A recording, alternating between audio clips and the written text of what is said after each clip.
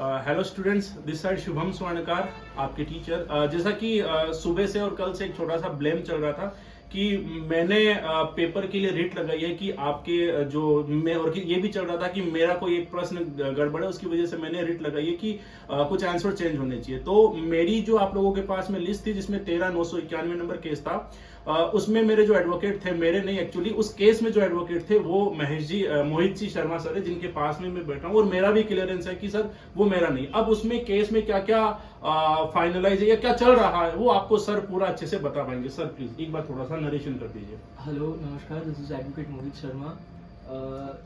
As you all knows, basic computer instructor recruitment जो है उसमें कुछ क्वेश्चंस को चैलेंज किया गया है रिट पिटिशंस के through. There are several petitioners in Jodhpur as well as Jaipur.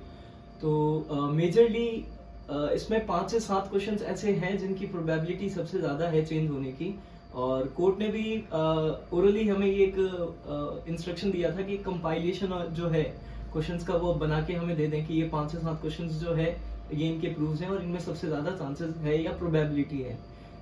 इसके अलावा टोटल 29 अराउंड क्वेश्चंस जो है वो चैलेंज किए हैं।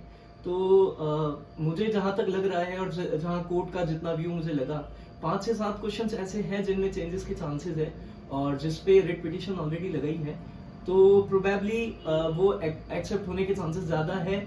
एंड जो रिट पिटिशनर्स है जिन्होंने लगाई है उनको बोनस मार्क मिलने के चांसेस भी इसमें बहुत ज़्यादा है। इसकी वजह से पूरा ही रिजल्ट रिवाइज होगा क्या? It depends on the description of court whether पूरा रिजल्ट वो रिवाइज करते हैं या फिर जो रिट पिटिशनर्स हैं उनको वो लिबर्टी देते हैं कि आपका जो है वो बोनस मार्क आपको दिया जाता है। एज आपने देखा अभी प्रीवियसली जयपुर और जोधपुर दोनों हाईकोर्ट में ऑर्डर आया था जिसमें डॉक्यूमेंट वेरिफिकेशन का उन्होंने अलाउ कर दिया। तो डॉक्यूमेंट वेरिफिकेशन जो है वो सिर्फ पिटिशनर्स के एक्सटेंट तक उन्होंने अलाउ किया है। जिन्होंने रिट्स लगाई है उनका डॉक्यूमेंट वेरिफिकेशन एडिशनली किया जाए, क्योंकि एज ऑफ नाउ वो एलिजिबल नहीं है। तो दो because they have filed the writ petition, तो द कोर्ट हैज अलाउड कि ठीक है चलो एक बार आपका डॉक्यूमेंट वेरिफिकेशन करवा लिया जाए।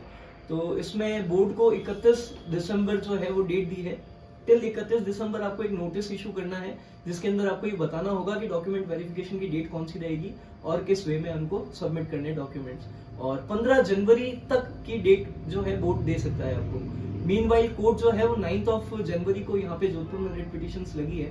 तो we and as well as the court is also trying कि डॉक्यूमेंट वेरिफिकेशन के प्रोसेस के पहले ही ये मैटर निपट जाए, ताकि एक क्लियर इमेज रहे कि हाँ इन रिट पिटिशनर्स का जो है वो क्लियर हो रहा है और इनका डॉक्यूमेंट वेरिफिकेशन जो है वो प्रायोरिटी पे किया जाए। या बस एक ही चीज हो रही है कि जैसे मेरी बात मान लो, जैसे मैं बराबर 40 नंबर पे हूँ, अब यहाँ माने कि 5 क्वेश्चन चेंज हो गए, अब मैं अगर सोचूं तो मेरे तो नंबर 35 हो सकते हैं, लेकिन क्या मैंने रिट नहीं लगाई है तो मेरे को नुकसान है क्या इस चीज में? इसमें नुकसान ऐसा अभी तक नहीं रहा है। प्रीवियसली जितने भी रिट पिटिशंस हुई है उनमें भी नुकसान दूसरे जिनका ऑलरेडी रिक्रूटमेंट हो गया है उनको नहीं हुआ। रीजन बीइंग कि अगर ऐसा कोई भी ऑर्डर निकलता है तो फिर जिनको लॉस हुआ है वो फिर रिट पिटिशंस लेकर आएंगे, तो इट विल बी लाइक